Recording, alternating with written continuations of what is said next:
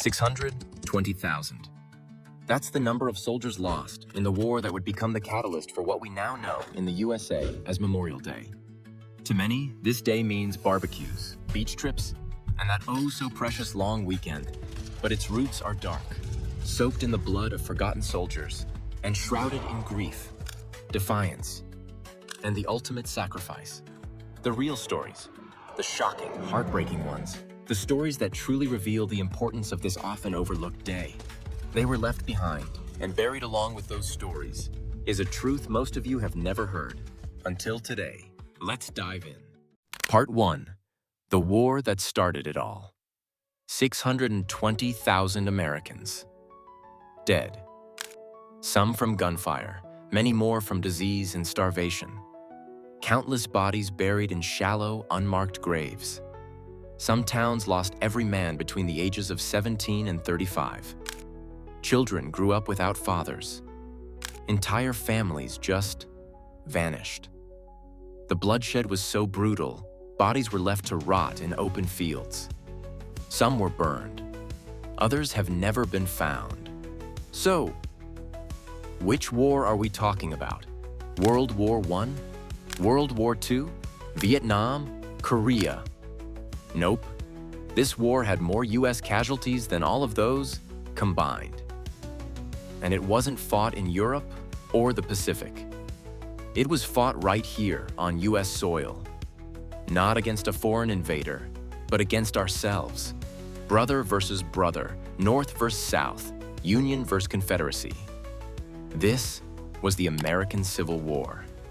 And when it was over, the country wasn't just wounded, it was grieving. On a level we are fortunate to have never seen again. The dead were scattered. The government, overwhelmed. There was no system, no honor guards, no formal graves for most, just pain. And yet, something remarkable happened. The people, the mothers, the widows, the orphans, they began returning to those forgotten graves. They knew the person buried there was probably not their loved one. That person was gone, lost. But still, they came. They cleaned the graves, decorated them, whispered prayers, and out of those quiet moments of reflection and respect, a long string of events began to unfold. Events that would eventually form what many now see as just another holiday. Events that once you know them, you'll never see Memorial Day the same way again. Part 2. A country drowning in grief. When the Civil War ended, America wasn't celebrating. It was shattered. Yes, the North had won, but the truth was that both sides had lost. To make things worse, there were no systems for mourning, no monuments. There weren't even official graves for most soldiers. The dead were still scattered across farmlands, forests, and forgotten hillsides. And the living? They were grieving, but there was no structure, no ritual. So they made their own.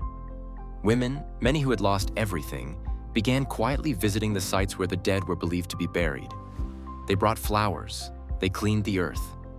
And even if they didn't know the name of the man in the grave, they honored him anyway.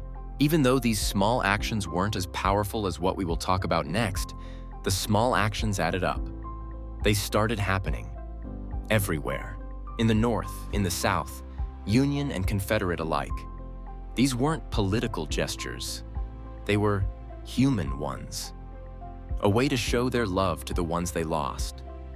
And in some ways, it was a silent act of defiance, proving that no matter the tragedy, communities will band together to heal. No one called it a holiday. Not yet. But something had begun. Something powerful. Something that would unite a town and eventually an entire nation. Part 3. The Forgotten First Memorial. Before Memorial Day had a name, before it was marked on calendars or spoken of in speeches, there was a moment buried by history. In Charleston, South Carolina, just weeks after the Civil War ended, a group of freed Black Americans made their way to a former Confederate prison camp. Hundreds of Union soldiers had died there, dropped into a mass grave with no markers, no dignity, no ceremony. But these newly freed men and women did something no one else had. One by one, they dug the bodies up, reburied them properly, built a fence, made headstones.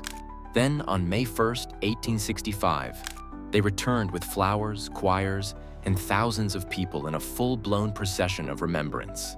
It may have been the first Memorial Day, but for over a century, this moment was erased, forgotten by textbooks and ignored by the nation that it helped heal.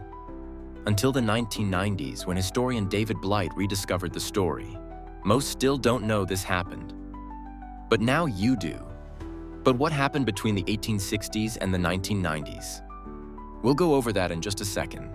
But first, I want to pause and say, if you've made it this far, you are exactly the type of curious mind the world needs more of. So, thank you. If you are here in the US, let us know. Had you ever heard about this forgotten Memorial Day before now? And if you are watching from somewhere else in the world, does your country have a day of memorial like this?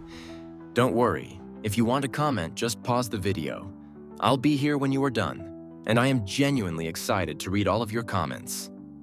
All right, let's get back into it. Part 4. Decoration Day becomes official.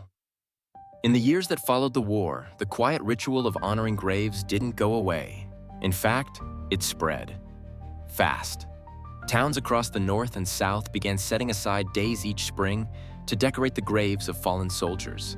It still wasn't a national holiday, but it had a name now, Decoration Day. And in 1868, a Union veterans group led by General John A. Logan called for a nationwide day of remembrance. May 30th, a date chosen because it didn't coincide with any specific battle. That year, Arlington National Cemetery hosted the first large-scale ceremony. 5,000 people showed up.